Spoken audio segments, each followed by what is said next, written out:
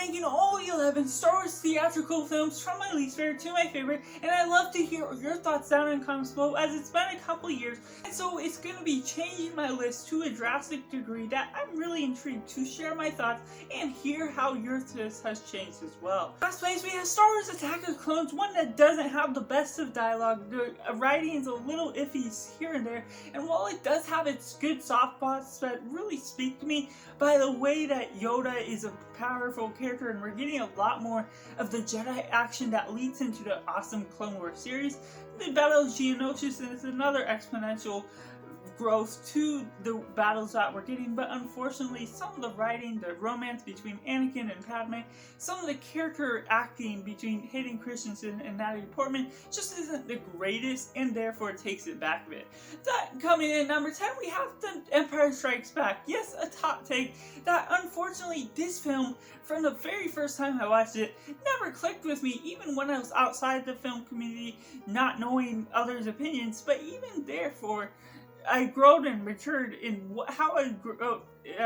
judged films, but it's still not matching well to my style of liking the film to what it speaks to. I see its good qualities and how well it tells its own story with all these plot twists with Darth Vader being the father and the changes it makes to the Star Wars universe, but the stakes feel very low as you're often getting so many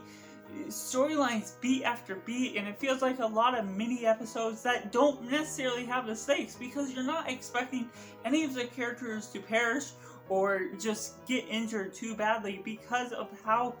quickly this film goes about, and still feels all slow all the same. But coming in at number 9, we have The Phantom Menace, one that really sets up the storyline to the whole saga well, even if it was made the 4th film in the franchise, and still really delivers on giving Jake Lloyd a decent performance, at least for being a kid, even better at Hayden Christensen than sometimes, and delivers on that storyline. I really have a soft spot for the pod race that they have. I feel like that's a really underrated part. And then having their final duel of Obi-Wan and Qui-Gon versus Darth Maul, one of the better ones. Of course, the political agenda doesn't always speak well to Star Wars, but I don't mind it too well. But of course, some of the far jokes and the other Star Wars jokes just don't always land well in the way that you expect from Star Wars. But coming in at number 8, we have The Rise of Skywalker, one that's been complicated for me. I've hated it, I've really enjoyed it,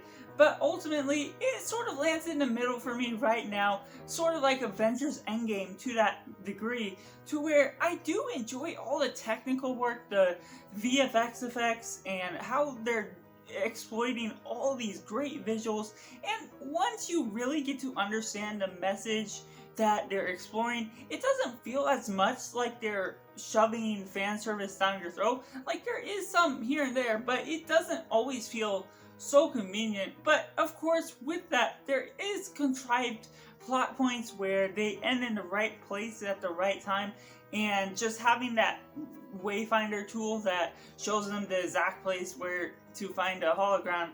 is just really convenient, to where it feels way too far stretched to its own imagination, just like in The Force Awakens with how the map works. But overall, it still can be a fun treasure hunt type of film that you're getting, and once you're getting to the meat of Palpatine versus Rey and what you're getting all with the Jedi versus Sith, yes, there could be so many things done better with the story, but with the rush timeline they had in getting this film out, I think it's fair enough for its means. But coming in at number 7, we have Star Wars A Solo Story, that one that is just really good in being so different, because it's very down to earth, yet still being taken to the skies and exploiting this adventure that's just a heist with Solo in his younger years teaming up with these scoundrels that goes and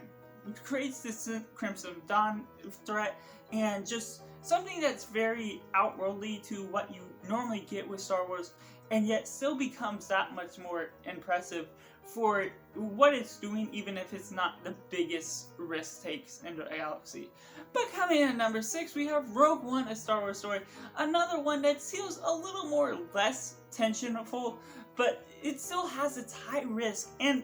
as you as a result of that, you get the high stakes of all the characters essentially dying from this, because it's leading up to A New Hope, and just the backstory between Jyn Erso, Andor, and how you get all these characters brought into one, saving and retrieving the Death Star plans in order for A New Hope to occur. That just becomes simple but very highly effective and good writing. But before I get into my top 10, make sure to like this video and subscribe so you don't miss out on my upcoming Star Wars spin-off movies ranked from my least favorite to my favorite, and I'd love to hear what your thoughts on these movies are in the comments below. So going into my top 5, we have Star Wars The Force Awakens, one that's always been really promising and good, one that really delivers, and even though it's mostly a copy and paste of the original Star Wars movie, it still handles it deliveries to its own means, and even has some better performances